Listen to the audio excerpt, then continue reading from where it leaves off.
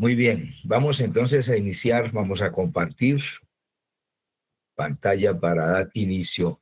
Actitudes frente al zarandeo, a la persecución y unas promesas alentadoras que nos alientan y que matizan esta situación que, si bien es cierto, es dolorosa, es difícil, no nos gusta, porque a nadie le gusta el sufrimiento. Es más, el ser humano nunca fue creado para sufrir. Alguna vez escuché una comparación entre la actitud de Sócrates frente al sufrimiento y a la muerte, que apuró la cicuta como si estuviera brindando con un cóctel exquisito, frente a la actitud de Cristo frente al sufrimiento, cuando dijo: mi alma está triste hasta la muerte.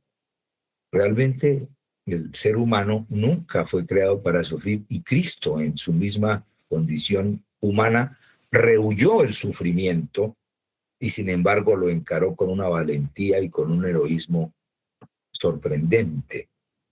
Eso nos indica que el sufrimiento no es plan de Dios, ni que Él se goza en que suframos.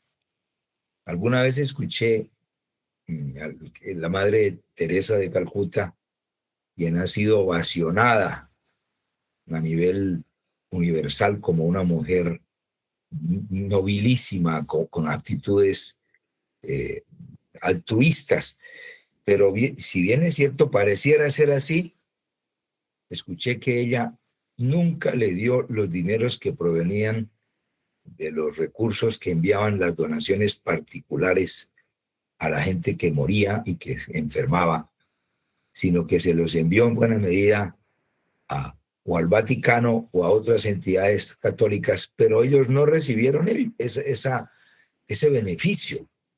Solamente lo que el gobierno indio les daba, gobierno indio, pero lo que la India en sus organizaciones benefactoras, filantrópicas, entregaba, les dio a esas personas. Pero ella los abrazaba mientras se morían y les decía que el sufrimiento era una noble acción, que ellos honraban a Dios con ese sufrimiento y que murieran en sus brazos, que el sufrimiento era algo muy bueno para ellos. Y no los dejaba en cierto sentido morir sin darles un aliciente o sin darles algún alivio, sino que morían en sus brazos y los abrazaba y los consolaba, pero realmente el dinero nunca les llegó a ellos. Mientras que la sierva del Señor dice que debemos aliviar toda ocasión de sufrimiento, todo momento en que la gente sufra, debiéramos nosotros aliviar, que no debiera haber ni un solo segundo, ni un solo minuto de sufrimiento que nosotros pudiéramos aliviar sin intervenir en ello. Quiere decir que el sufrimiento nunca formó parte del plan de Dios. Entonces vamos a ver en esto el término, el primer aspecto de esta sesión o esta sección: persecución y zarandeo.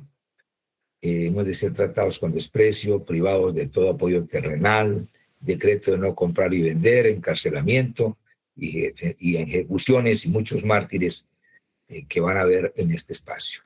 Octavo, pero sin embargo, vamos a ver, sobre todo, yo voy a subrayar las promesas frente a la persecución y cómo encararla o cómo actuar frente a ella, como la Biblia y el Espíritu Profecía presentan abundantes consejos y abundantes maneras o situaciones en las cuales los mártires pasaron y cómo la enfrentaron con valentía. Lo mejor que podemos hacer, dice la sierva del Señor en Mensajes Selectos, es estar en estrecha comunión con Dios, y si Él quiere permitir, porque eso está en su arbitrio, en su soberana voluntad, quiere permitir que seamos mártires por causa de la verdad, esto puede ser el medio de traer a muchos otros a la verdad. Tenemos delante de nosotros la perspectiva de una lucha larga.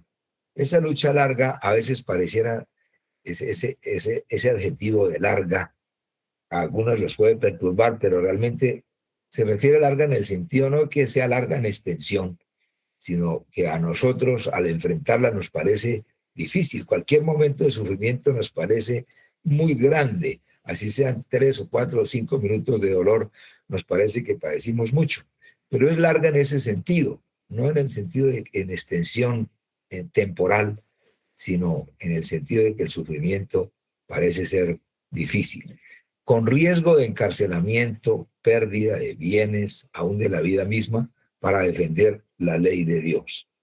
Se requerirá de los hombres que rindan obediencia a los edictos humanos, en violación de la ley divina.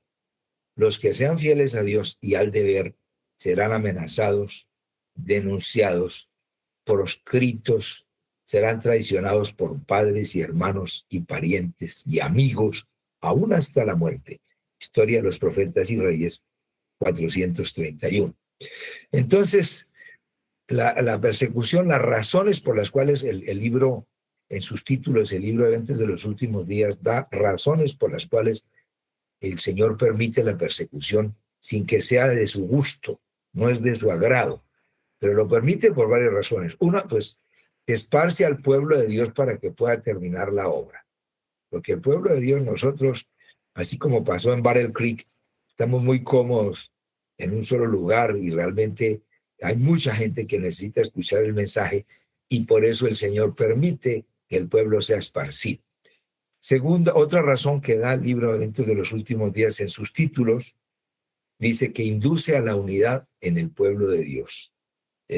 Realmente en Cuba, decía un famoso predicador, antes de Fidel Castro y antes de esa opresión de Cuba, el pueblo estaba muy dividido, pero después de que empezó la opresión, empezó a experimentarse una unidad como nunca antes había ocurrido en el pueblo adventista en Cuba.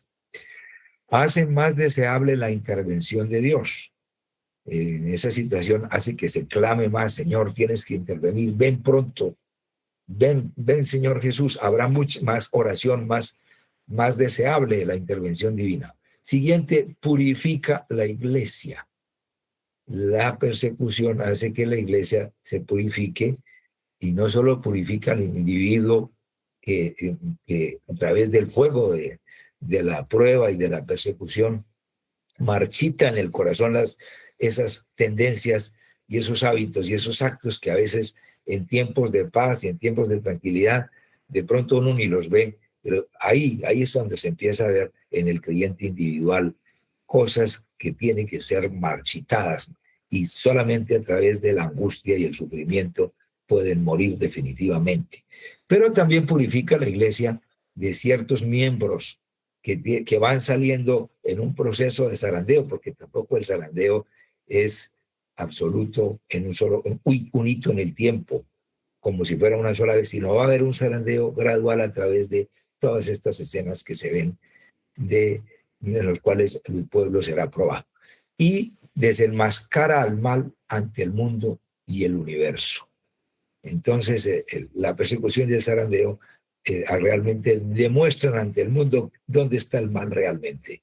Cuando se vea eso en todo su furor, no solo el mundo, sino el universo será plenamente ilustrado de los resultados honestos de violar la ley de Dios. El zarandeo en diversas etapas, pues el zarandeo, como les decía al comienzo, no es una etapa definitiva y sola en el tiempo, sino que va en forma gradual. El mensaje directo del testigo fiel, por ejemplo, produce un zarandeo. También la persecución, la traición de familiares produce otro zarandeo. La traición de amigos, las multas y encarcelamientos pueden otros no soportarlos. Y finalmente ejecuciones y el martirio. Ejemplos bíblicos de zarandeo. Ahí se ve el caso de Pedro, que el Señor le dice a Pedro: el diablo os ha pedido para zarandearos. Imagínate semejante cosa. Así como pidió a Job también. Yo le digo al Señor: ay, Señor, no permitas que me pida tan rápido, pero es inevitable. Así digo, yo me porto bien, yo procuro actuar sin que necesites tú forzarme a ese tipo de cosas, pero vamos a ver, yo he leído a través del estudio que hemos hecho, no solo esta vez, sino antes. Yo tengo algunas prédicas justamente del zarandeo, o no tanto del zarandeo, sino de las razones de la tribulación. Y sin embargo, es inevitable y necesario que ocurra. Pero Pedro, fíjese que negó al Señor, no soportó, llegó un momento en el cual casi que apuró de su fe momentáneamente. Y ahí es donde me deja a mí pensar que todos los discípulos huyeron cuando llegó la hora de la prueba, pero sin embargo fueron regresando uno por uno. El único que definitivamente se perdió fue Judas. Pero los otros, a pesar de que estuvieron en esa situación, uno no sabe qué va a pasar, ¿no? Uno no sabe frente a esa situación si algunos de pronto retrocederemos, nos esconderemos y quién sabe qué pasará. Yo no me conozco bien a mí mismo. Y sin embargo le digo al Señor, ¿seré yo maestro? No lo permitas, ¿no? Porque todos los discípulos, cuando Cristo les dijo que uno de vosotros me va a entregar, todos escrutaron su corazón y todos hicieron la famosa pregunta, ¿seré yo maestro el traidor? No lo permitas, prefiero morir antes. Y algunos de ellos también se ven la evidencia de que hay momentos difíciles. Pedro retrocede, Marcos también frente a la persecución y a las dificultades que se suscitaron en la obra en el tiempo cuando estaba con Bernabé y con Pablo, él retrocedió y sin embargo volvió y llegó a ser muy útil en el Evangelio. Por eso dice la Escritura, el que persevere hasta el fin. Así que hay una perseverancia, vamos a decir, en la cual se va agudizando estas situaciones hasta el fin. Y eso va a hacer que mucha gente sea ilustrada, muchas personas van a ser convencidas por esa perseverancia de los santos. Por eso dice que la paciencia en el Apocalipsis está mejor traducida en el original o está mejor vertida en el original como la perseverancia de los santos, no tanto la paciencia. Por eso el Señor dijo, el que persevere hasta el fin, este será salvo. Aquí está la paciencia o perseverancia de los santos. Si retrocediere, no agradará a mi alma, dice. Si retrocediere. Y por eso Pablo dice, habiendo sido heraldo, golpeo mi cuerpo y lo pongo en servidumbre, no sea que habiendo sido heraldo, venga a ser reprobado. Siempre hay la posibilidad de retroceder. Por eso el Señor presenta estos mensajes de advertencia. Aquí viene el gran dilema, la gran prueba que viene sobre toda la tierra. Está la ley de Dios versus la ley de la iglesia, la ley del hombre, la ley de las naciones, frente o contraviniendo o en oposición a la ley de Dios.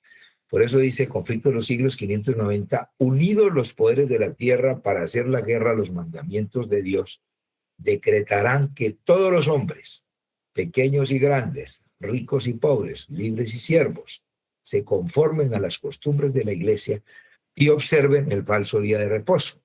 Todos los que se nieguen a someterse serán castigados por la autoridad civil y finalmente se decretará que son dignos de muerte. Y por otra parte, la ley de Dios que impone el día de reposo del Creador exige obediencia total y amenaza con la ira de Dios a los que violen sus preceptos. Entonces, este es el gran dilema. Muy pronto nadie podrá estar neutral frente a este dilema. Tiene que tomar partido obligatoriamente. Y el Señor por eso da abundante tiempo, abundante gracia, abundante información, suficiente elemento de juicio para tomar una decisión razonada, lógica, y por eso es que ocurre toda esta situación. El Señor tiene que ilustrar a un mundo de la prueba decisiva, la prueba más grande, más solemne que tiene que tomar un ser humano, o la decisión más solemne frente a este gran dilema. O obedece a Dios o obedece al diablo. Obedece a la ley humana o obedece a la ley divina. Y por eso tiene que ser informado. Y es por esto que tiene que venir obligatorio esa gran prueba al mundo. Pronto vendrá el tiempo cuando el pueblo de Dios, debido a la persecución, será esparcido en muchos países. Aquellos que hayan recibido una educación completa estarán en situación ventajosa doquiera les toque estar. ¿Qué significa educación completa? No solo en el claustro y en la academia, que la academia sin lugar a dudas tiene su lugar ahí, pero además de eso, una educación no formal, que debiéramos nosotros permanentemente alcanzar. Nunca es un momento en el que no debemos adquirir educación en todos los órdenes. El lenguaje invita a través de su palabra y la misma Biblia a estar instruidos en todos los sentidos. Por eso fue que los discípulos, cuando se fueron confrontados por el Sanedrín y por las autoridades, tanto civiles como eclesiásticas de su época, se admiraban de cómo estos iletrados o esta gente que no había recibido ninguna educación formal tenían tanta erudición y llegaron a ser tan, vamos a decir, a tener tanta altura intelectual, espiritual, moral, que fueron objeto de admiración de no solo de sus captores y de sus detractores, sino también de aquellos que no necesariamente sino aquellos que también los admiraban. Entonces, descubriremos que tendremos que desprendernos de todas las manos excepto de la de Jesucristo. Va a llegar el momento en el cual nos toca, como dice la famosa escena que la hermana White presenta de esa cuerda que desciende, en la que todo se pierde, excepto esa cuerda, anclados y agarrados de esa cuerda y sostenidos por ella. O sea, vamos a tener que desprendernos de todo, excepto de las manos de Jesucristo. Los amigos demostrarán su perfidia y nos traicionarán. Nuestros familiares, engañados por el enemigo y convencidos de que están sirviendo a Dios, nos darán frente y pondrán su máximo empeño para ponernos en situaciones difíciles con la esperanza de que renegaremos o reneguemos de nuestra fe. Pero podremos poner confiadamente nuestra mano en las de Cristo en medio de las tinieblas y el peligro. Maranata, página 195. Y la historia se va a repetir. En todas las edades los hombres de Dios pasaron por las mismas pruebas. Ahí estuvo Wycliffe, Hus, Lutero, Tyndale, Baxter, Wesley. Pidieron que todas las doctrinas fueran examinadas a la luz de las Escrituras y declararon que renunciarían a todo lo que éstas condenasen. La persecución se ensañó entonces en ellos con furor. Renunciarían a todo lo que ellas condenasen si se les probaba que estaban equivocados. Para hacer no tan larga la cita, no puse ese detalle que ahora veo que era más importante dejar. La persecución se ensañó entonces en ellos con furor, pero no dejaron de proclamar la verdad. Cada nueva verdad se abrió paso entre el odio y la oposición. Él manda a sus siervos que dirijan al mundo el último llamamiento de misericordia divina. No pueden callar sin peligro de sus almas. Los embajadores de Cristo no tienen por qué preocuparse de las consecuencias. Deben cumplir con su deber y dejar a Dios los resultados. 594 del conflicto de los siglos. Así que frente a esta situación podemos llegar a ser privados de nuestras casas. Debido a su fe, muchos serán privados de sus casas y de su herencia, de la herencia que tenemos aquí. Pero si le dan sus corazones a Cristo recibiendo el mensaje de su gracia y descansando en él, su sustituto y garante, el mismo Hijo de Dios, todavía podrán ser llenos de gozo. Entonces, a pesar de esas situaciones, podemos experimentar tranquilidad y confianza en el Señor. Tampoco podremos comprar ni vender. Se acerca el tiempo en que no podemos vender a ningún precio. Pronto se promulgará el decreto que prohibirá a los hombres comprar o vender si no tienen la marca de la bestia. Y aquí es donde viene un detalle relativo al diezmo y a la ofrenda.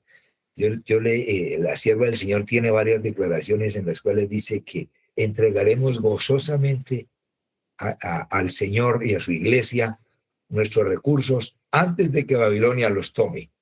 Y tenemos que orar, Señor, ¿en qué momento tenemos que hacer una entrega? Pero si en este momento nos cuesta dar el diezmo y la ofrenda, y digo, no podemos dar eso, no podemos dar tanto, y no somos capaces de entregar en este momento eso que es lo que marchita el egoísmo y que nos enseña a ser verdaderos dependientes de Dios y reconociendo la mayordomía divina, entonces, ¿cómo entregaremos lo demás? O cuando seamos forzados, como fue la esposa de Lot, a entregar todo, tal vez miraremos hacia atrás y nos devolveremos, porque realmente se convierte en estatua de sal, es porque empieza a devolverse hacia atrás. Mira hacia atrás y se devuelve hacia allá. Y no tanto porque miró nomás, sino porque empezó a devolverse hacia lo que perdía. Todo lo que en ese día malo quiera servir sin temor a Dios de acuerdo con los dictados de su conciencia, necesitará valor, firmeza y conocimiento de Dios y de su palabra, ya que hay varios elementos que se mencionan acá. No solo valor, sino firmeza, conocimientos de Dios y de su palabra, porque los que sean fieles a Dios serán perseguidos, sus motivos serán condenados, sus mejores esfuerzos serán desfigurados y sus nombres serán denigrados. Entonces esos detalles de Hechos de los Apóstoles 3:44 nos ilustrarían esas escenas que vienen. Entonces, dilucidado así el asunto, cualquiera que pisotee la ley de Dios para obedecer una ordenanza humana recibe la marca de la bestia. Ya frente a esa abundante información, a esa abrumadora información que Dios dará, abrumadora en el sentido de que está sumamente ilustrado el mundo, ya no puede decir que no sabía, ya no puede decir que no tuvo suficiente ilustración, y no solo ilustración intelectual, sino que verá a los fieles de Dios sufriendo por obedecer la ley y los mandamientos, dicen, y muchos van a decir, esto es serio, si esta gente es capaz de perder hasta la casa, perder hasta la vida, perder la libertad, todas las cosas que nosotros consideramos sumamente importantes pueden ser perdidas, pero tienen que ser colocadas en la balanza en la que tenemos que tomar la decisión de qué es más importante, si Dios y su verdad o las cosas materiales o la vida misma. Entonces dice, cualquiera que pisotee la ley de Dios para obedecer una ordenanza humana, ya plenamente ilustrado, recibe la marca de la bestia. No podrá decir que toma una decisión en el vacío, sino esas decisiones serán tomadas con suficiente ilustración. Y cualquiera que hace eso acepta el signo de sumisión al poder al cual prefiere obedecer en lugar de obedecer a Dios. La amonestación del cielo dice así: si alguno adora a la bestia y a su imagen y recibe su marca en su frente o en su mano, él también beberá del vino de la ira de Dios, que está preparado sin mezcla alguna en el cáliz de su ira. Así que conflicto de los siglos 590. Entonces dice que vendrá el fin. ¿Cuándo es que si viene el fin? Porque nosotros a veces hemos usado mal las señales de los tiempos, como diciendo, ya viene el fin, pero realmente la señal decisiva, la señal realmente importante que anticipa la venida gloriosa de Cristo es esta. Al echar la red, el echar la red es la predicación del Evangelio. Esto reúne en la iglesia tanto buenos como malos. Cuando se complete la misión del Evangelio, el juicio realizará la obra de separación. Y además estas parábolas, hablando de las parábolas en palabras de Díaz del Maestro, enseñan que no habrá más tiempo de gracia después del juicio, sobre todo las parábolas de Mateo 25. Una vez concluida la obra del Evangelio, no habrá más tiempo de gracia después del juicio, una vez concluida la obra del Evangelio. Entonces sigue inmediatamente la separación de los buenos y los malos, y el destino de cada clase de personas queda fijado para siempre. Esto también está ilustrado en Apocalipsis 14, donde se presenta el solemne mensaje de los tres ángeles, y después de eso, obviamente, el juicio. La hora de su juicio ha llegado e inmediatamente ya viene Cristo en su segunda venida. Se ve ahí en las escenas de Apocalipsis 14. La imagen de la bestia será formada antes que termine el tiempo de gracia. Ahí lo que presentó nuestro expositor anterior dice que la imagen de la bestia será formada antes que termine el tiempo de gracia, porque constituirá la gran prueba. Esa será la gran prueba para el pueblo de Dios, por medio de la cual se decidirá su destino eterno. Ahí seremos, el pueblo de Dios va a ser probado si realmente ama a Dios por encima de todas las cosas. Amarás al Señor tu Dios con todo tu corazón, con toda tu fuerza y con toda tu alma. Va a ser evidenciado en esa gran prueba. Prácticamente por eso es que dice la sierva del Señor, que es la piedra de toque. Ahí se demostrará si es oro puro o es vil metal, en nuestra experiencia que tenemos con el Señor. Esta será la prueba decisiva, definitiva, y la que realmente constituirá para el pueblo de Dios la prueba decisiva y final. Entonces, ninguna persona en este mundo, habiendo dicho lo que dijimos antes, va a tomar una decisión a ciegas. Nadie, ni los creyentes ni los incrédulos.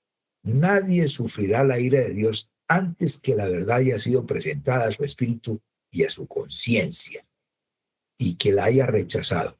Hay muchas personas que no han tenido jamás oportunidad de oír estas verdades que nosotros como adventistas tenemos, ¿no? Que son especiales para nuestros tiempos. La obligación de observar el cuarto mandamiento no les ha sido jamás presentada bajo su verdadera luz.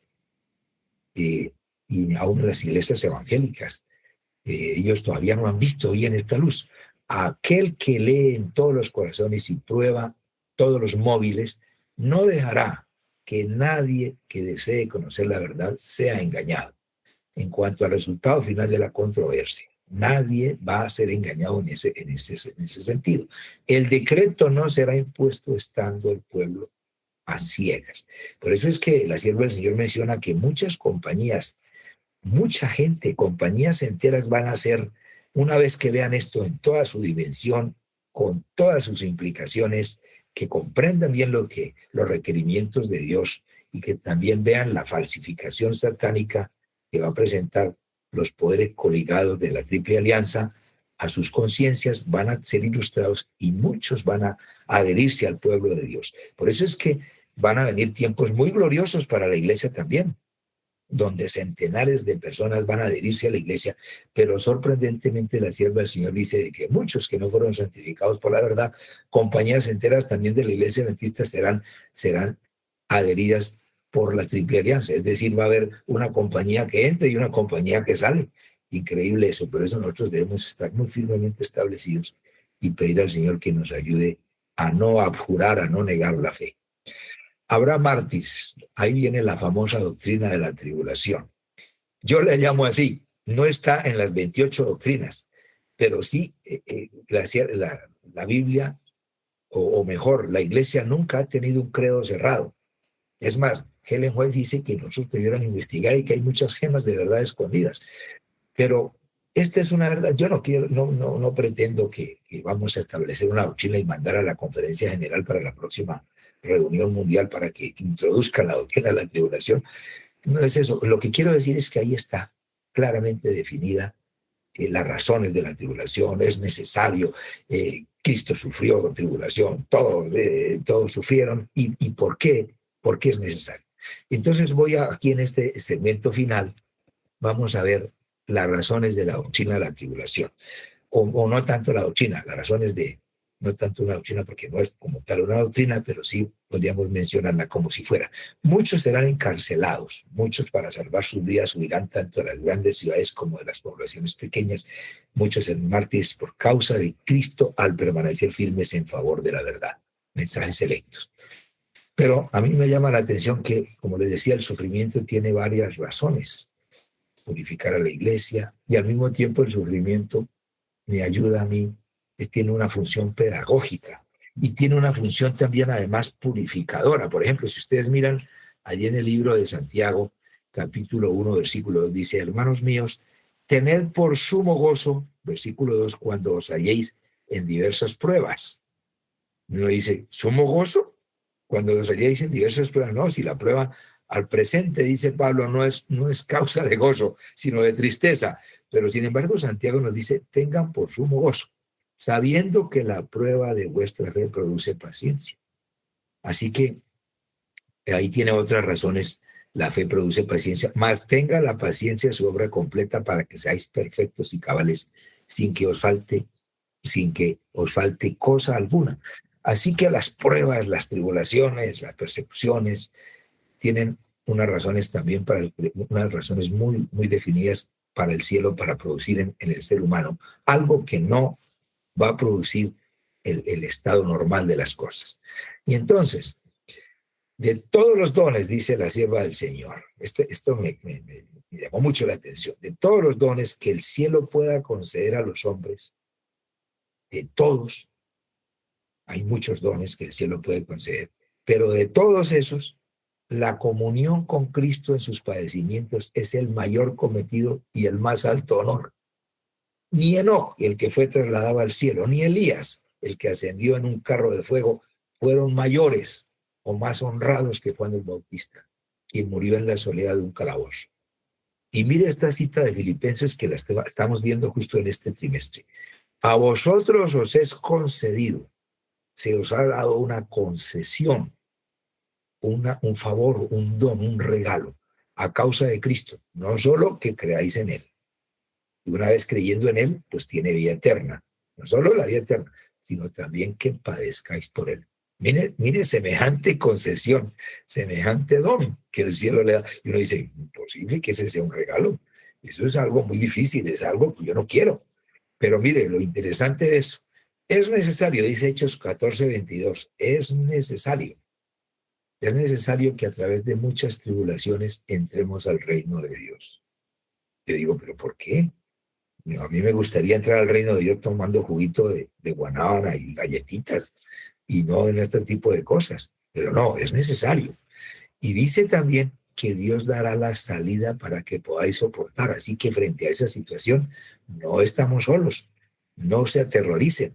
Y este tema de la persecución ha producido y produce en muchos cristianos que se forma un nudo en el estómago y que uno diga, uy, no, ¿por qué tiene que ser así? Y inclusive produce preguntas y hasta produce apostasías. ¿Cómo es que Dios permite eso? Algunos leyendo a Job dicen, pero ¿qué le pasa a Dios? ¿Cómo es que pone a Job en semejante situación? Y debe uno entender esto un poquito para poder de pronto no objetar las cosas de Dios, pero hay razones muy interesantes del sufrimiento. Hay promesas increíbles. Por ejemplo, en las mismas bienaventuranzas en Mateo capítulo 5, versículo 10 al 12, ustedes van a leer allí que el Señor en las últimas bienaventuranzas que se mencionan allí en Mateo capítulo 5, 10, dice así el Señor respecto a la persecución. Mire lo que dice él hablando en Mateo 5, 10 al 12. Dice, bienaventurados. ¿Qué significa bienaventurados? Sabemos que es dichosos, felices. Y por eso Santiago, gozaos en la tribulación. Bienaventurados los que padecen persecución por causa de la justicia, porque de ellos es el reino de los cielos. Increíble que Cristo haya puesto en sus bienaventuranzas y en el establecimiento de los principios del reino en el sermón del monte, haya puesto 3 bienaventuranzas, todas refiriéndose justamente a la persecución. Dice el 11, bienaventurados sois cuando por mi causa os vituperen y os persigan y digan toda clase de mal contra vosotros mintiendo. Y luego dice el 12, gozaos y alegraos, porque vuestro galardón es grande en los cielos, porque así persiguieron a los profetas que fueron antes de vosotros. Así que no hemos de poseer el valor y la entereza de los mártires. Mire esta cita muy interesante, está en nuestra elevada vocación de la sierva de Dios. Dice, no hemos de poseer el valor y la entereza de los mártires de antaño hasta que seamos colocados en la situación en que ellos se encontraron. Si retornaran los días de la persecución, habría gracia suficiente para despertar cada energía del alma que manifestase verdadero heroísmo. Uno se preocupa diciendo, uy, Dios mío, yo no creo que sea capaz de enfrentar semejante cosa, y se mira a sí mismo. Pero déjeme decirle que el Señor dará, no, al momento puede usted decir, yo no tengo ese valor y esa entereza de los mártires, pero no la hemos de tener hasta que sea necesario, hasta que seamos colocados en la situación en que ellos se encontraron. Así que hay una garantía increíble en esta cita que a mí me parece muy increíble, muy llena de gracia, muy fortalecedora. Y miren esta también del Desahogo de la Gente, es página 321. Los discípulos no fueron dotados del valor y la fortaleza de los mártires hasta que necesitaron esa gracia. Vea usted, hasta que la necesitaron. Inclusive salieron corriendo todos, pero después se enfrentaron y encararon con una valentía sorprendente cuando fueron conminados, cuando fueron forzados ante el Sanedrín y ante las autoridades romanas a enfrentar persecución y a padecer aún la misma muerte. Así que ellos no fueron dotados de eso hasta que la necesitaron. Pero ¿qué va a hacer el Señor? ¿Qué hará el Señor cuando estemos enfrentados a ese tipo de cosas? Mire esta cita también del Conflicto de los Siglos, página 610. ¿Olvidará el Señor a su pueblo en esa hora de prueba? ¿Olvidó acaso al fiel Noé cuando sus juicios cayeron sobre el mundo antediluviano, olvidó a Lot cuando cayó fuego del cielo para consumir las ciudades de la llanura, se olvidó de José cuando estaba rodeado de idólatras en Egipto, o de Elías cuando el juramento de Jezabel le amenazaba con la suerte de los profetas de Baal. ¿Se olvidó de Jeremías en el oscuro y húmedo pozo en donde había sido echado? ¿Se olvidó acaso de los 3 jóvenes en el horno ardiente o de Daniel en el pozo de los leones? La respuesta a estas preguntas retóricas es no, nunca se olvidó. Así que el mayor honor, la insignia, el botoncito de los días mayores que falta a la iglesia es, el mayor honor es, dice Juan en el libro Reflejemos a Jesús en esa matutina, Juan estimaba como el mayor honor trabajar y sufrir en el servicio de su Señor. Obviamente después fíjese que Juan, el discípulo que tenía 11 graves defectos, mire dónde llegó, a no solo a ostentar el título de maestro de santidad, máster en santidad, sino como el mayor honor que él decía era trabajar y sufrir en el servicio de su Señor. Santiago, ya la leímos, tengan por sumo gozo cuando os halléis en diversas pruebas. Pablo, el campeón del sufrimiento, él tenía un máster en sufrimiento. Él era el que tenía, vamos a decir, como el mismo Cristo cuando lo llamó, dice, es necesario que éste padezca mucho por mí. Le he revelado que tiene que padecer por mí. Y aquí dice, lo que quiero, dijo, es conocer a Cristo, dijo Pablo, sentir en mí el poder de su resurrección y la solidaridad en sus sufrimientos, haciéndome semejante a él en su muerte. Aún quería morir como Cristo. Qué coloso ese, qué guerrero era Pablo. Y sin embargo, vamos a ver ahora brevemente, antes de finalizar, cómo eran los sufrimientos de Pablo. En 2 Corintios, vamos allá a 2 Corintios, donde se menciona ese detalle. Dice allí 2 Corintios en el capítulo 4, dice el versículo 17, esta leve tribulación momentánea produce en nosotros un cada vez más excelente y eterno peso de gloria. Y uno dice, ¿qué es lo que Pablo decía que era una leve tribulación momentánea? En 2 Corintios 6, capítulo 1, versículo 8 dice, porque hermanos, no queremos que ignoréis acerca de nuestra tribulación que nos sobrevino en Asia, pues fuimos abrumados sobremanera más allá de nuestras fuerzas, de tal modo que aún perdimos la esperanza de conservar la vida. Pero él llama a eso una leve, momentánea, efímera, pasajera tribulación momentánea, dice, y que produce en nosotros un cada vez y más excelente y eterno peso de gloria. Ahora, ustedes van a notar allí en los sufrimientos del apóstol en el capítulo 11, 2 Corintios 11, ustedes van a ver que Pablo hace una defensa de su apostolado. Y en esa defensa, él dice que se gloría, me voy a gloriar, me voy a ufanar. ¿Y de qué se ufanaba Pablo?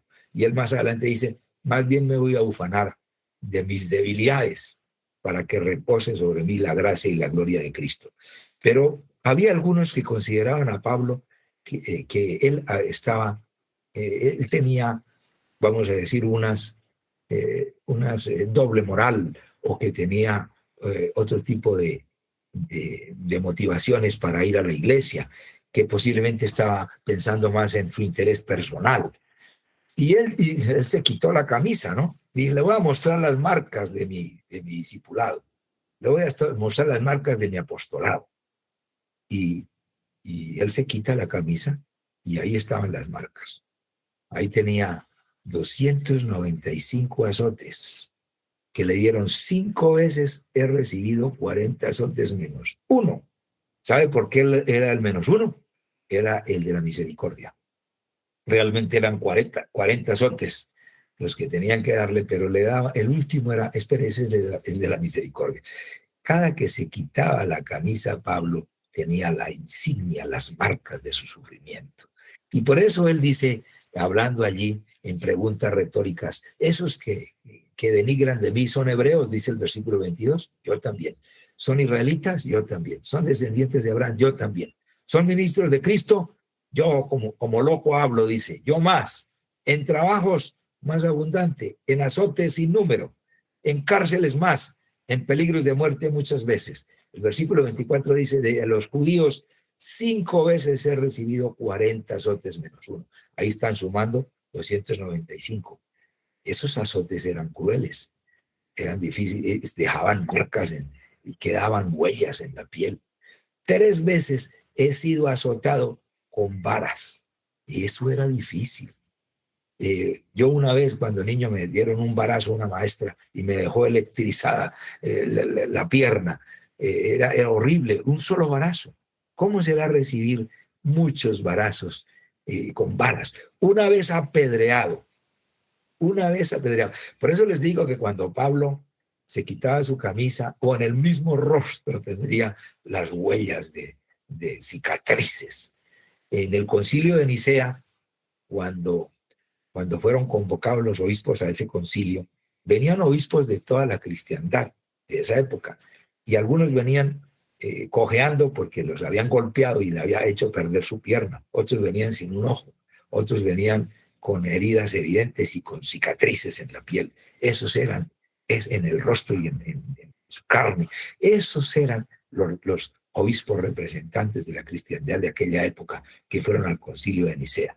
Ellen White dice que tristemente hubiera sido mejor que la persecución continuara, porque en ese día se unió la iglesia con el Estado y se fue perdiendo en la iglesia esa pureza apostólica del comienzo. Y dice que Pablo en el versículo 25, 3 veces he sido azotado con varas, una vez apedreado, 3 veces he padecido un naufragio. Una noche y un día he estado como náufrago en alta mar, en caminos muchas veces, en peligros de ríos, peligros de ladrones, peligros de los de mi nación, peligros de los gentiles, peligros en la ciudad, peligros en el desierto, peligros en el mar, peligros entre falsos hermanos, en trabajos y en fatiga, en muchos desvelos, en hambre, en sed, en muchos ayunos, en frío, en desnudez, y además de otras cosas, lo que sobre mí se agolpa cada día, la preocupación por todas las iglesias. Pablo decía que sentía dolores de parto hasta que Cristo fuera formado en los creyentes de la iglesia. Él tenía unos sufrimientos increíbles que uno dice, y dice en el versículo 30, si es necesario gloriarse, me gloriaré en mi debilidad. Oiga, ¿qué tenían esos fieles? ¿Qué tenían esos apóstoles? Que encaraban el sufrimiento casi con gusto. Me gozaré, me gozo en el sufrimiento. ¿Qué tenían esos que eran capaces de hacer eso? Uno dice, solamente la gracia de Cristo se les dio cuando tuvieron que enfrentar semejante situación. Y ahora, para finalizar, viendo estas escenas, a mí me llenan de tranquilidad sabiendo que el Señor capacitará al creyente y que no sabemos quiénes tenemos que enfrentar diferentes tipos de sufrimiento, pero que nos toca una cuota, nos toca. No sabemos qué tipo. Usted no se tiene que preocupar porque Él sabe y Él dosifica en cada creyente lo que puede soportar.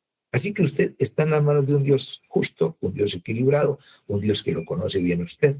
Usted no se preocupe por eso. Pero hay una cosa muy linda, y es que yo llamo el mayor honor de los apóstoles, la insignia y el botoncito de guías mayores. Y lo imagino así. No va a ser exactamente así, pero me gusta imaginarlo para que ustedes puedan discernir lo que significa esa insignia. Y es que cuando lleguen los redimidos al reino de los cielos y estén representantes de otros mundos para ver esa tremenda coronación, y cuando el Señor lleve a esos valientes guerreros que sufrieron por Él, que se les concedió el enorme honor de sufrir por su maestro, y que los seres de otros mundos dicen, wow, qué honor es ese que tienen esos terrícolas, han sufrido por el maestro. Yo hubiera querido sufrir. Los ángeles han tenido una especie de sufrimiento pequeño también, pero no comparado con el sufrimiento, con la participación de Cristo en el sufrimiento, como aquellos guerreros de la tierra que van a ser coronados allá por Cristo mismo, en esa mesa kilométrica y en esa procesión increíble de ángeles inmaculados que con trompetas van a ser corte real a aquellos redimidos que van de la tierra. Y yo me imagino, hermanos, me imagino cuando entran allí los 3 valientes que desafiaron el fuego de frente a la corte de Nabucodonosor, y que entrará ya Ananías, Azarías a Misael y a Azarías. Y entonces el mismo Cristo tomará la corona y la colocará en su cabeza y les va a dar un abrazo. Venid bien, buen siervo y fiel, sobre poco has sido fiel, sobre mucho te pondré, has sufrido por mí, entra, estuviste dispuesto a morir, entra al gozo de tu Señor. Y ahí van a desfilar uno tras otro todos los redimidos. Yo me imagino así, yo me imagino esa escena y me imagino que entrarán aquellos que sufrieron duramente por Cristo. Entrará también Daniel, enfrentó a los leones, enfrentó todo tipo de contradicción de pecadores, enfrentó, ven Daniel, dame un abrazo, y Cristo mismo colocará su corona, y Daniel dirá, eso no fue nada, maestro, eso era una tribulación momentánea, eso no era nada. Y el Señor entra, y entonces sonarán esas trompetas de esos seres, de esos ángeles, ese coro celestial. Cada que uno es coronado sonará ese coro en miles de voces perfectas, y la gente ovacionará y se sentirán felices de que Cristo se haya reproducido en sus fieles creyentes. Y yo me imagino entrando uno tras otro, cuando de pronto viene el apóstol Pablo viniendo. Y yo creo que los redimidos hacen silencio. El hombre fuera de Cristo que más sufrió entra en el escenario. Y uno se lo imagina. Y lo ven entrando y dice, tremendo, ahí viene. Y vamos a imaginar por un momento que el apóstol Pablo ostenta la insignia del sufrimiento, y se le ven las marcas, y se le ven los latigazos, y se le ven las heridas por las piedras en el rostro. Y vamos a imaginar qué pasa ante el maestro. Y el maestro le pasa su mano sobre su cuerpo y le dice, hijo mío, sufriste por mí, mira esas heridas que tienes. Hijo mío, dame un abrazo. Y me imagino que el maestro le da un fuerte abrazo al apóstol. Y luego le dice, entra en el gozo de tu Señor. Y el apóstol dice, no, maestro, eso no fue nada. Y coloca la corona a los pies del maestro. Y recibe un abrazo del maestro. Dice uno, increíble, hermanos, increíble. Qué honor.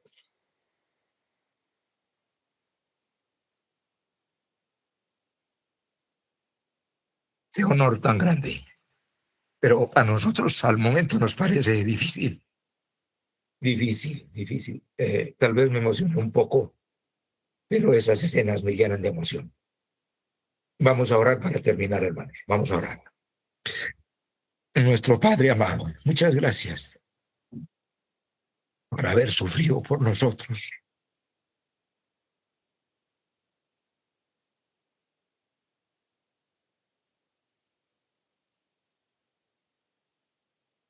Muchas gracias.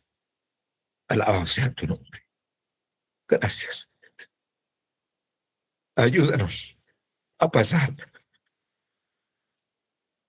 la prueba, la prueba con valentía. En el nombre del Señor. Amén.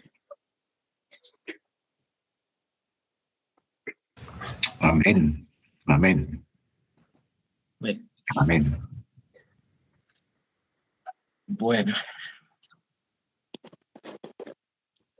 Bueno, hermanos, hemos sido hoy asistidos con esta visión celestial de el recuerdo del sufrimiento de los apóstoles, de Pablo, pero especialmente de nuestro Salvador, que pagó un alto precio por nuestra redención.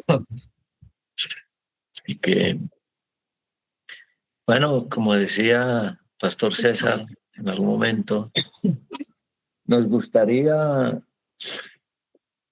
que todo fuera con un juguito de guanábana y galletas. Sí. Pero no va a ser así, ¿no? Sí, tenemos que el Señor nos ayude a pasar la prueba. No va a ser fácil, pero Él nos dará la gracia. Él nos capacitará para salir victoriosos.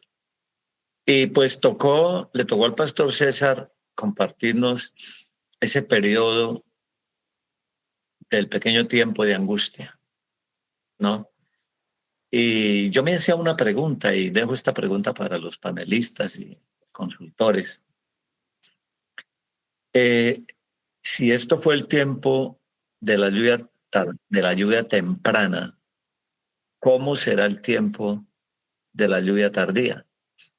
Si en la lluvia temprana se vivió toda esta experiencia tan increíble, tan extraordinaria, los discípulos a costa de su vida llevaron el evangelio a todas las estaciones misioneras de la tierra, pues ¿cómo será el fin? Nos ha correspondido vivir en el último tramo de la historia de este mundo. Y nuestra experiencia ha de ser una experiencia diferente. Decía Manuel, el micrófono. Yo Adelante. prefiero, profe Juan, que cuando se tocan estos temas, obviamente que hay mucho temor en la hermandad, pero personalmente he vivido algo que me ha ayudado muchísimo y es aprender a confiar en las promesas del Señor. El Señor dice que Él al que llama capacita. Estaré con vosotros todos los días hasta el fin del mundo. Y a mí me encanta escuchar esas promesas porque sabemos lo que viene. Cuando estudiamos, estamos conscientes de que nosotros como iglesia no estamos ni medio tibios con lo que se está preparando para nosotros y estamos tan descuidados. Pero aún así el Señor dice que cuando haya el más mínimo interés en cuanto a tomarnos de su mano, ángeles pelearán por nosotros. Sí, hay una promesa muy linda en el libro donde está toda la gente. Sierva del Señor dice que todo aquel que desea ser semejante a Jesús, el Espíritu Santo toma esa alma y no ceja en su empeño hasta verlo convertido a la imagen de Dios. Y solamente los que reflejen la imagen de Dios podrán pasar victoriosos por la prueba, ¿no? Entonces, Así es. sí, bueno, invitamos a todos nuestros panelistas, Pastor Juan, hermano Tony, a nuestro hermano Edwin, que abran sus cámaras y nos apoyen, porque aquí hemos quedado muy emocionados con esta visión que nos ha sido presentada. Y bueno, le damos gracias al Señor. Creo que fue un buen cierre para esta serie y de cómo lo que se vivió, lo que se vivirá, lo que vivieron los apóstoles, especialmente Pablo, nuestro Salvador, pero lo que se vivirá durante el pequeño tiempo de angustia, de lo cual pues es ineludible. Y estamos todos abocados a pasar por esa experiencia y recordar, hermano Elber, lo que dice la sierva del Señor. Dice, mi corazón se conmueve dentro de mí cuando pienso al enemigo al que tendremos que hacer frente y cuán pobremente estamos preparados para ello. Así que es un llamado a que pongamos todo nuestro empeño, nuestros mejores esfuerzos, nuestras mejores facultades y capacidades al servicio del Señor, a fin de ser alistados y preparados para lo que es inminente, es inevitable, tendremos que hacerlo. Bueno, no sé, hermano Edwin, pastor, hermano Tony, ¿alguien desea hacer algún aporte al tema? Bueno, tomando en cuenta lo que el pastor Padua nos compartía de las inevitables pruebas, aflicciones, dificultades en nuestro peregrinaje sobre esta tierra. Gracias, pastor, aunque no es un tema de los agradables, de que quisiéramos, wow, qué alegría, vamos a estar sufriendo, pero es ineludible, es inevitable que si estamos en el Señor y en esta carrera cristiana, tengamos que pasar por momentos de aflicciones. Hay una cita que a mí siempre me llama la atención cuando la leo, y es la que dice que por medio de las aflicciones, de las pruebas, Dios nos revela los puntos infectados de nuestro carácter. En este tiempo de angustia previo en medio de la preparación necesaria para correr con los de a caballo. Dios nos permite circunstancias que nos hacen ver si realmente estamos preparados para la crisis final. Si corremos con lo de a pie y nos cansamos cuando tengamos que contender, correr con los de a caballo, pues ya es predecible lo que va a suceder. Una cita del conflicto de los siglos, la voy a compartir, dice: cuando llegue el tiempo de la prueba, los que hayan seguido la palabra de Dios como regla de conducta serán dados a conocer. En verano no hay diferencia notable entre los árboles de hojas perennes y los que la pierden. Pero cuando vienen los vientos de invierno, los primeros permanecen verdes en tanto que los otros pierden su follaje. Así puede también que no se ha dado distinguir actualmente a los falsos creyentes de los verdaderos cristianos. Pero pronto llegará el tiempo en que la diferencia saltará a la vista. Dejad que la oposición se levante, que el fanatismo y la intolerancia vuelvan a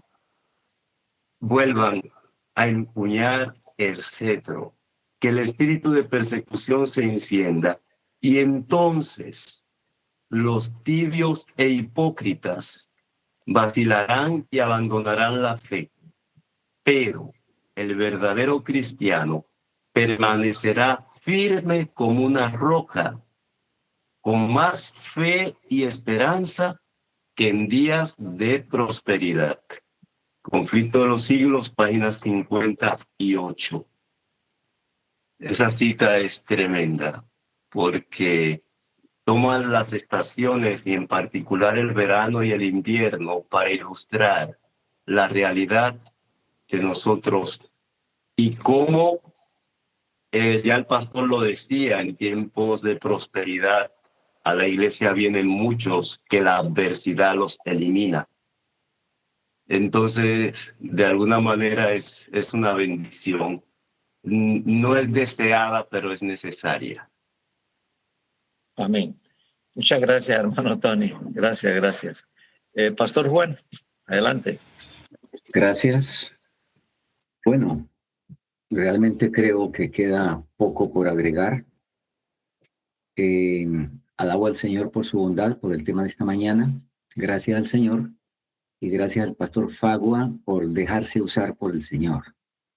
Solamente quiero reiterar, y quizás sea llover sobre mojado, pero en Hebreos 5 voy a leer 2 versículos.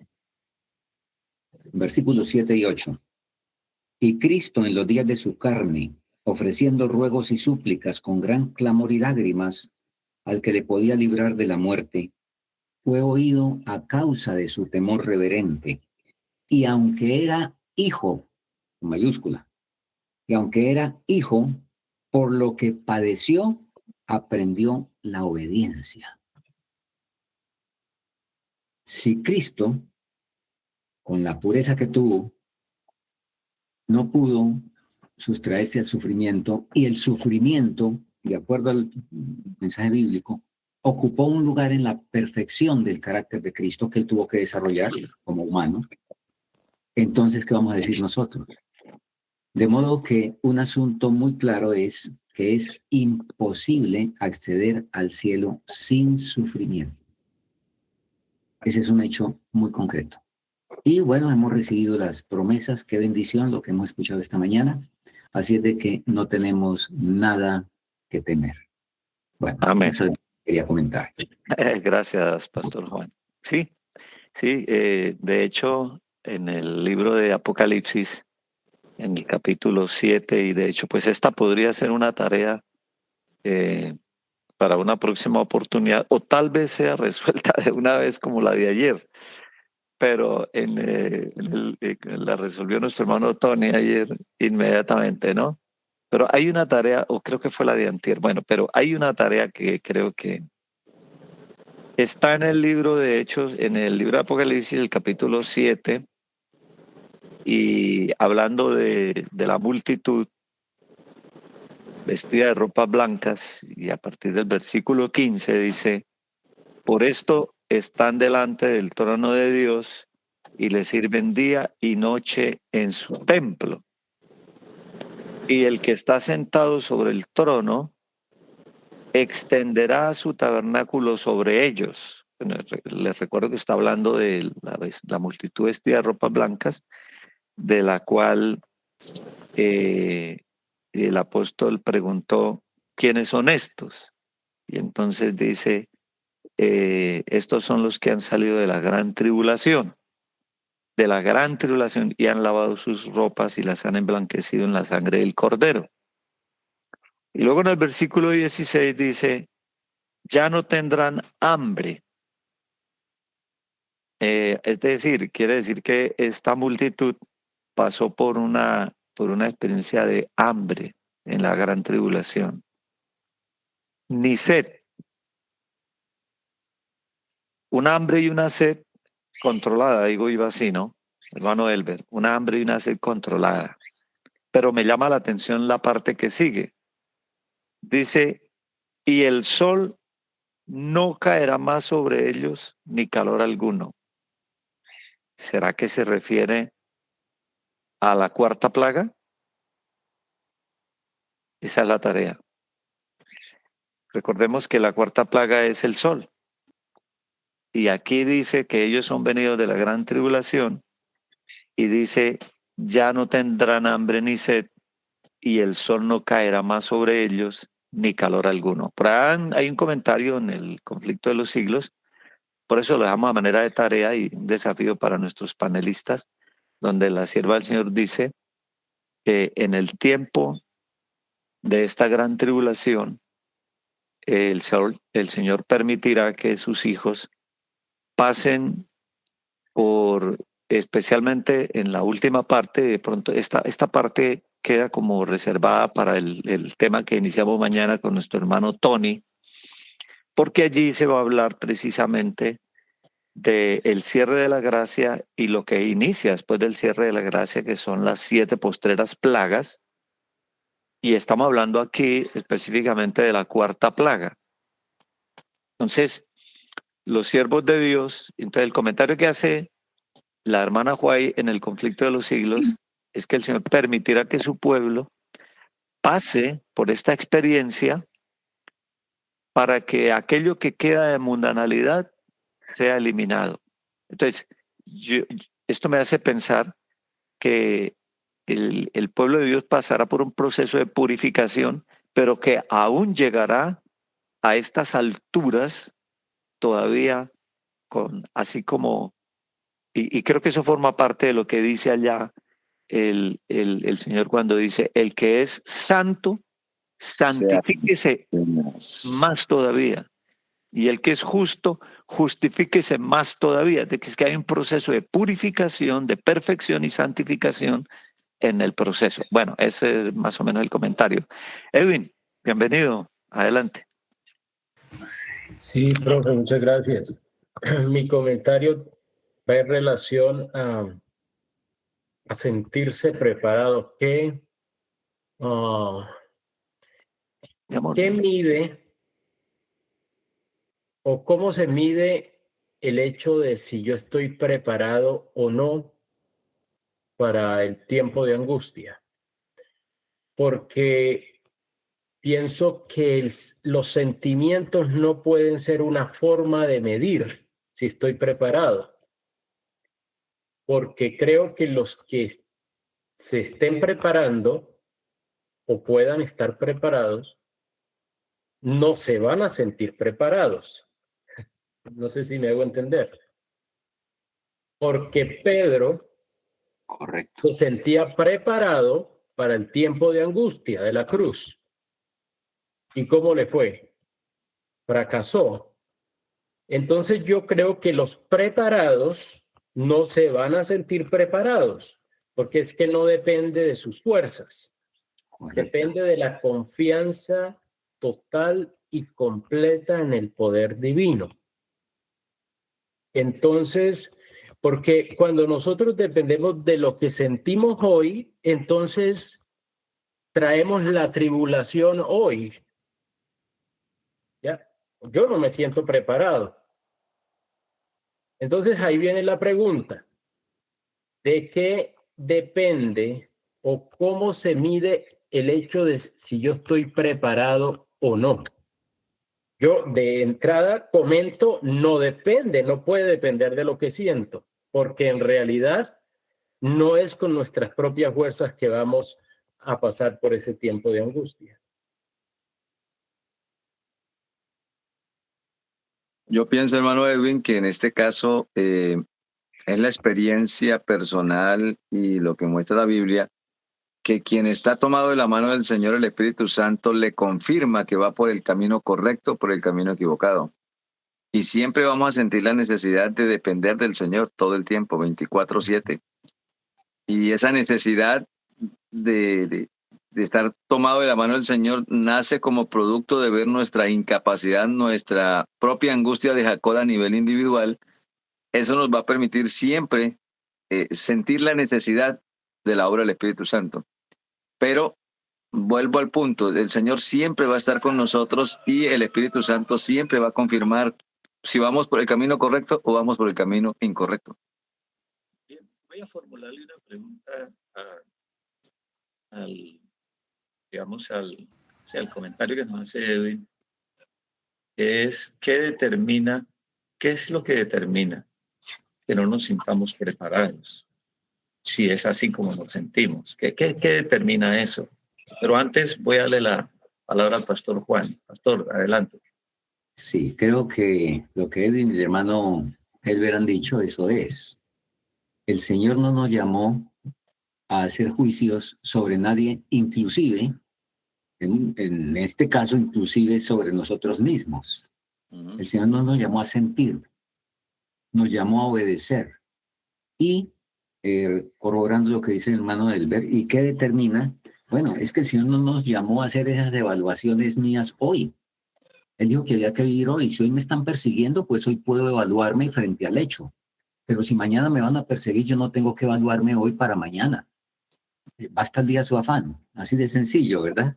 Y recuerdo aquí una cita textual, no tengo la referencia en el momento, pero abro comillas, ya la hemos dicho antes, la hermana White dice, la mejor preparación para las pruebas de mañana es el fiel cumplimiento de los deberes hoy.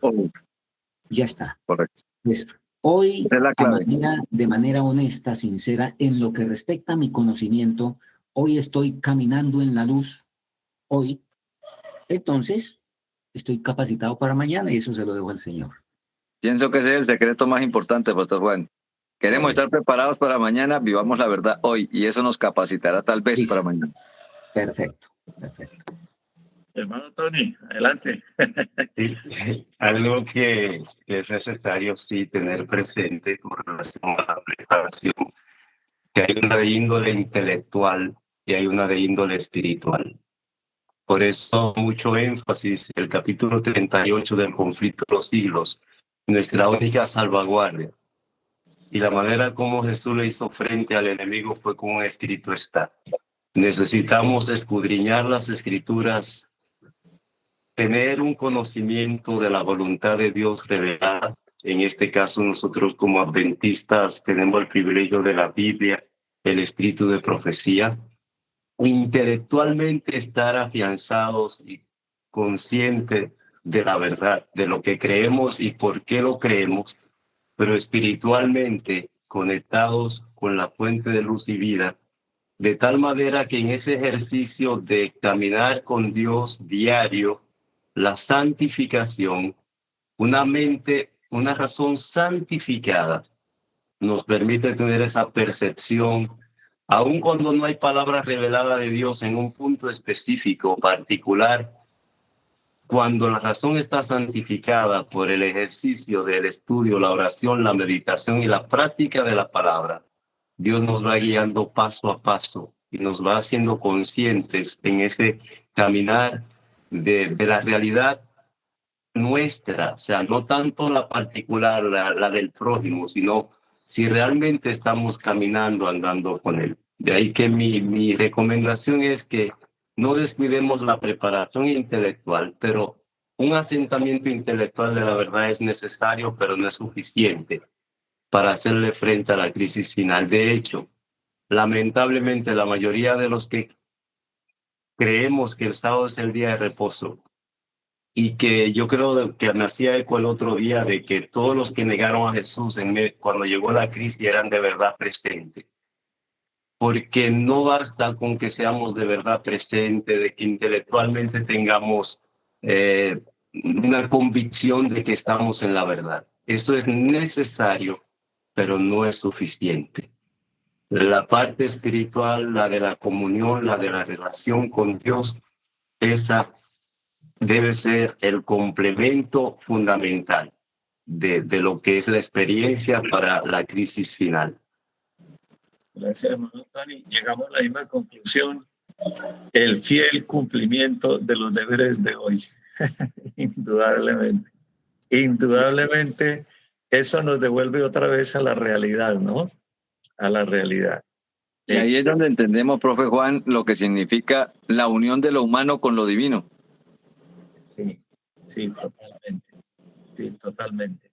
Entonces, bueno, me preguntaba ahora y les pregunto a ustedes. Ella me preguntaba, bueno, después de esa descripción que hace el pastor César sobre la experiencia apostólica, la experiencia del apóstol Pablo, de todo lo que vivieron los apóstoles por causa de Cristo, los textos que fueron presentados con respecto a la necesidad de que pasemos por la prueba, por el horno de fuego, que participemos de los sufrimientos de Cristo y lo que viene hacia ahora en ese periodo del pequeño tiempo de angustia. Ella me preguntaba, ¿alguna vez usted se sintió preocupado por lo que tendremos que pasar? Y entonces yo le dije, sí, yo sí. Hubo un momento donde yo pensé en todo lo que sufrieron los reformadores en la Edad Media con la Inquisición, los apóstoles y lo que viene. Y yo sí me sentí preocupado, pero una vez escuché a un predicador que me dijo, el Señor nos dará la gracia. Y eso cambió totalmente mi perspectiva. Y por la fe, entonces creí que por la gracia que el Señor nos capacitará. Edwin, adelante. Sí. Bueno, esto sería también un comentario a modo de pregunta. Y es que juega el temor, porque digamos al plantear estos temas, no se puede negar que de alguna manera hay temor. Y ese temor debe jugar algún papel en la preparación, debe de alguna manera motivarnos de alguna manera. Bueno, eso Pues es al principio dice que el amor echa fuera el temor. Y entonces vienen a mí las promesas. El Señor dice que llegado el momento, ángeles tomarán formas humanas y pelearán por nosotros. Ahí se me acaba el miedo. Uh-huh. Pastor porque yo pienso, o sea, ¿dónde está el foco? ¿Dónde está el foco? ¿O dónde debe estar el foco? ¿Ya? El foco no debe estar en los malos tiempos que tenemos que enfrentar, porque entonces el temor va a ser el móvil. El foco debe estar en la cruz, en Cristo, para que entonces no sea el temor el móvil, sino el amor. Amén. Definitivamente. Pastor. No, ya es lo que dijo Edwin y lo que comentó el hermano Elber, solo que creo que no hay que esperar hasta que los ángeles se personifiquen para que se acabe nuestro temor, ¿no? Muy bien. El texto de San Juan que el hermano Elber comentó, en el perfecto amor no hay temor. Déjeme comentar rápidamente. El temor es un buen motivador, pero un pobre maestro. rápido, bueno, 2, 3 minuticos para contar una experiencia. ¿Sí? ¿Está bien? Muy interesante. Adelante. Recién salimos al campo, al poco tiempo invadieron ese lugar los 3 grupos subversivos que funcionaban en ese momento. Todas las semanas había un muerto, un asesinado. Y un día un servidor estaba en el compostero, después del almuerzo, cuando me llegaron 2 damas cuyos esposos habían sido asesinados la semana anterior y la otra semana 15 días atrás. Me dijeron, creemos que todo esto viene de la región porque estamos alejados de Dios. Una de ellas era la catequista del pueblo. Y entonces dijo, hemos ido casa por casa en el pueblo, los que conocen la colina es un caserío pequeño, y hemos preavisado a la gente que cuando suenen las campanas se reúnan en el templo, allá en la iglesia, para tener una reunión de oración, y queremos que usted nos la dirija. Bueno, inmediatamente, por supuesto, yo dejé eso ahí, me puse en camino, las familias, los niños, que en ese momento eran pequeños, rápido, con las máquinas, porque cuando eso todavía era con esas máquinas Remington y Brother y todo eso, y con papel carbón sacamos copias de 2, 3 himnos. Recuerdo que uno de ellos fue, nunca desmayes que en el afán Dios cuidará de ti. Otro himno fue, hay quien vela mis pisadas. Rápido nos pusimos en camino, 3 de la tarde, cuando nosotros estábamos entrando, entonces sonaron las campanas del pueblo y todo el pueblo se reunió. Ese día el pueblo fue un pueblo fantasma. No quedó una sola persona en las casas. Abarrotado el templo. Yo tuve la presentación. Terminé con una historia que me inventé de 2 amigos. Uno muy rico, el otro muy pobre. Y el pobre siempre buscaba al rico, era para pedirle, y cuando tenía necesidad. De resto, ni se acordaba de él. Y el rico realmente, por su buen corazón y todo lo demás, pues era la amistad antes de que lo buscara por el dinero. Les pregunté quién quisiera ser el amigo rico que recibe ese trato. No, ninguno, es una cosa muy fea, que lo busquen apenas por el dinero. ¿Y quién quisiera ser el pobre que otorga y que da ese trato? Menos, no. Y bueno, el amigo rico es Dios y el amigo pobre somos nosotros. Estamos buscando a Dios por una emergencia. Esta reunión se termina y nos vamos y termina todo, ¿verdad? No, don Juan, que sigan las reuniones, que sigan las reuniones. Pues nos reunimos toda la semana ahí en el templo católico con los ídolos y todo eso. Nos reunimos toda la semana. Bueno, sería largo contar los diferentes detalles, pero lo que quiero decir es que esa reunión tan espectacular de esa semana se fue diluyendo. Cuando pasó el peligro, pues entonces la cosa prácticamente se acabó y quedaron apenas una familia y otra medio, quedó una familia de todo eso. Sí, bueno, a Dios gracias, algo quedó. Pero, repito, el temor es un buen motivador, pero un pobre maestro.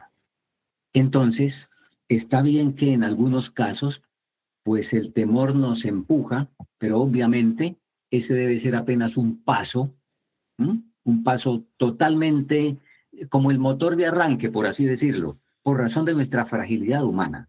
Porque obviamente no podemos de entrada desarrollar el amor, porque es Dios el que pone amor en el corazón. Entonces nosotros no podemos fabricarlo.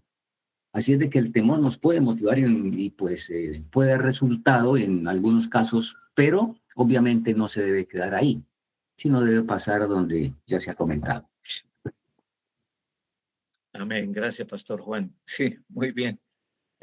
Mano Tony, ¿va a agregar algo?